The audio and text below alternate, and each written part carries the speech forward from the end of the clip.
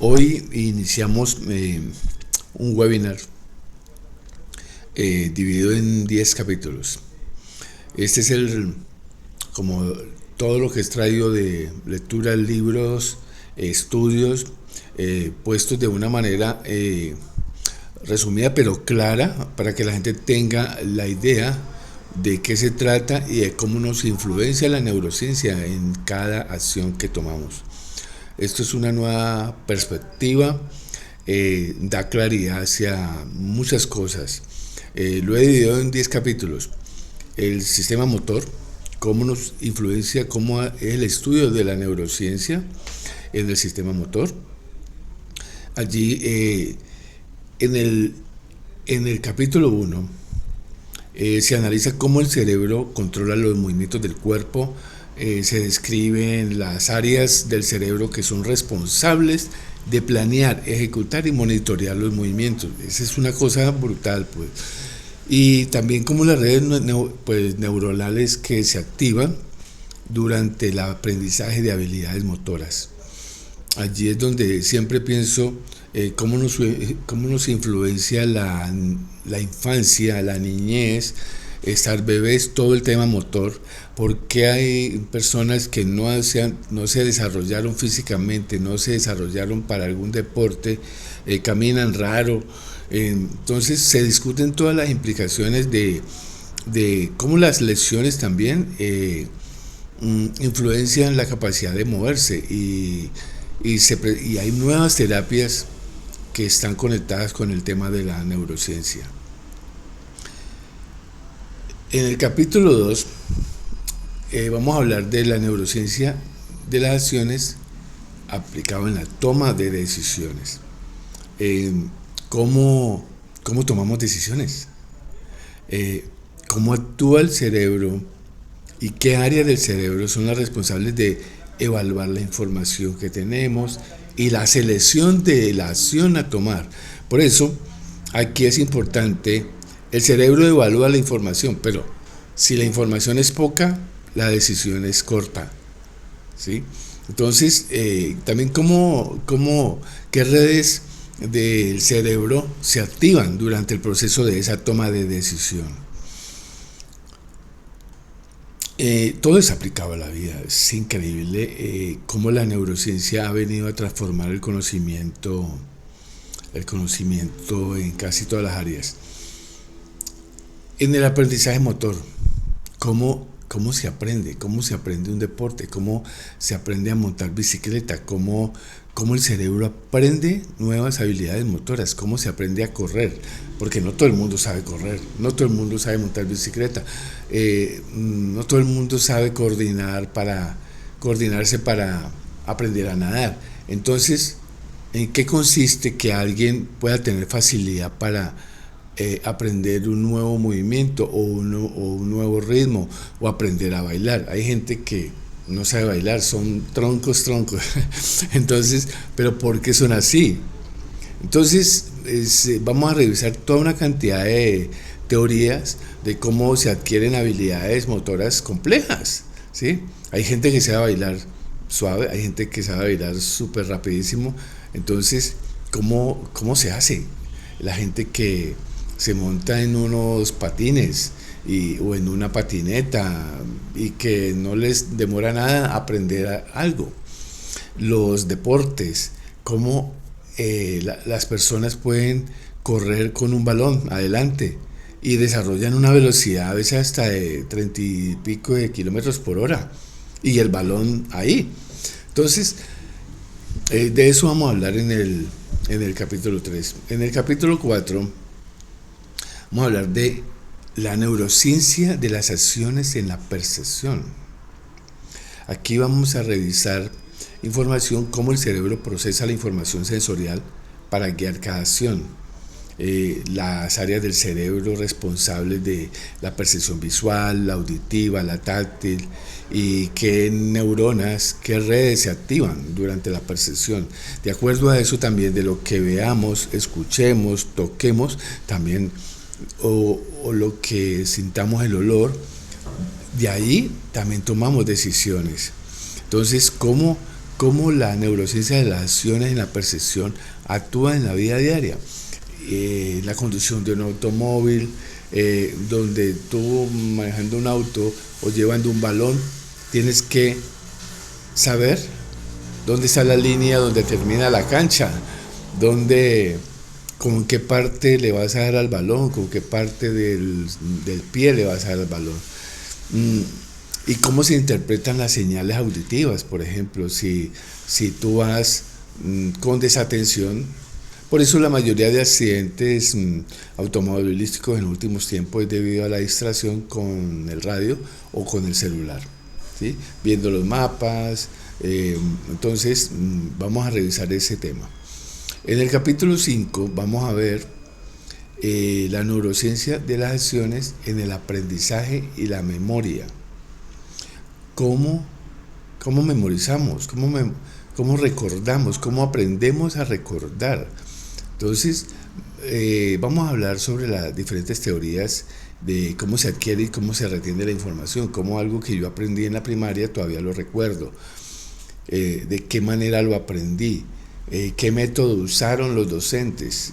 Entonces vamos a ver ejemplos de cómo se aplican esos aprendizajes para que duren el tiempo, la estrategia de un deportista en el campo, el ciclista que por medio de una señal ya sabe que tiene que arrancarse del lote, cuando tomamos una decisión sobre cuándo decirle algo a alguien, cuando tomamos una decisión de declararnos ante una persona.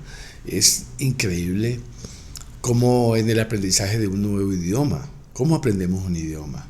Entonces hay memoria de corto, de mediano y de largo plazo. Entonces vamos a ver, son unos temas súper apasionantes. Yo he estado enganchado en ese tema últimamente.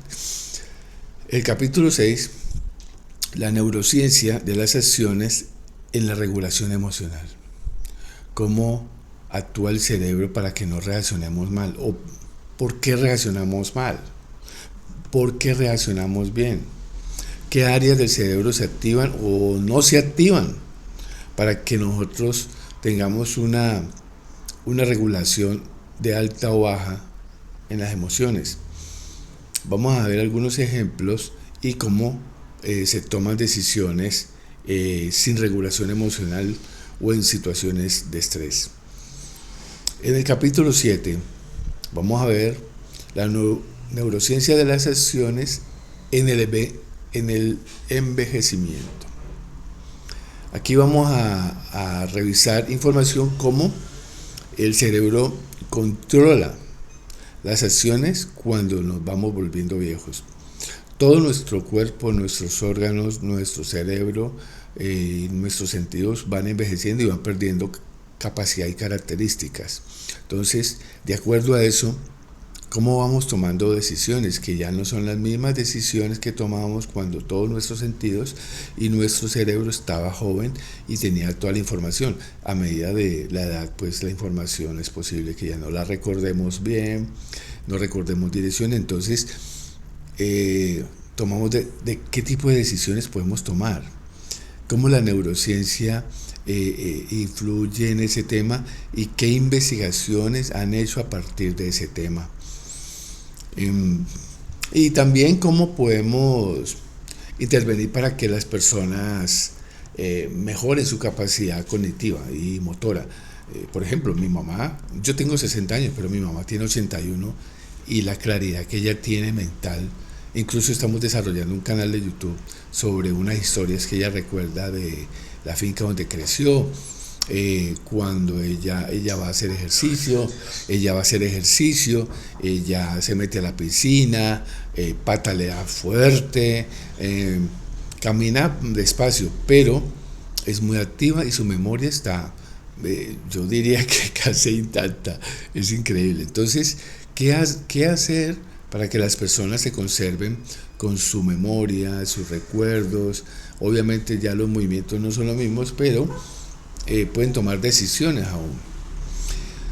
En el capítulo 8 vamos a ver la neurociencia de las acciones en el autismo. Ese es un tema muy delicado que al comienzo yo decía que toda esta información es para tomar nota de todo lo que se puede hacer con la neurociencia. Pero siempre vamos a tener que ir a un experto, pero nosotros debemos ir ya con la idea de qué es lo que le podemos pedir al experto, ¿sí? Las personas con autismo tienen características neurológicas y cognitivas diferentes a la persona normal. Entonces, ¿cómo enfrentamos todas esas cosas, todas estas características en la capacidad de moverse, de tomar decisiones o reaccionar ante diferentes cosas, las emociones? Y también vamos a ver ejemplos de terapias basados en la neurociencia para tratar estos síntomas. Es una información que a mí me parece muy valiosa, que pues no reemplaza al médico o al experto, pero que les da información a la persona, al cuidador, a los padres, a la madre, familiares, para ver cómo nosotros podemos tener una persona que tenga autismo. En el capítulo 9 vamos a revisar la neurociencia de las acciones en las adicciones. Hoy en día la adicción a la droga está muy diseminada por la sociedad. Entonces vamos a revisar cómo el cerebro controla las acciones y cómo se afecta el cerebro con una adicción como la cocaína o las drogas químicas, anfetaminas. Todas esas cosas, cómo afectan y cómo pueden quemar transmisores, neurotransmisores, y cómo puede modificar el comportamiento de las personas. Porque con las drogas y las adicciones hoy en día se modifica toda la capacidad cerebral. Eso es algo que quizás no se ha tocado en las familias, pero es necesario. Vamos a revisar también ejemplos de terapias basados en la neurociencia para tratar estos temas. Y como capítulo 10 y final, la neurociencia de las acciones relacionado con la neuroplasticidad. La neuroplasticidad, en cortas palabras, es la capacidad del cerebro de adaptarse y moverse de acuerdo a las experiencias y entornos en que tenga que desempeñarse.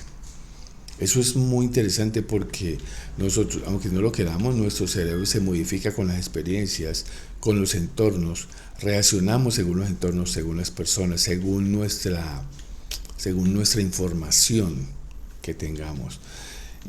Y cómo la neuroplasticidad aplicada se aplica en la vida diaria, como en la rehabilitación de lesiones, en el aprendizaje de nuevas habilidades, en la rehabilitación física, en el desarrollo de un deporte, cómo podemos empezar a tocar guitarra si nunca hemos tocado una guitarra.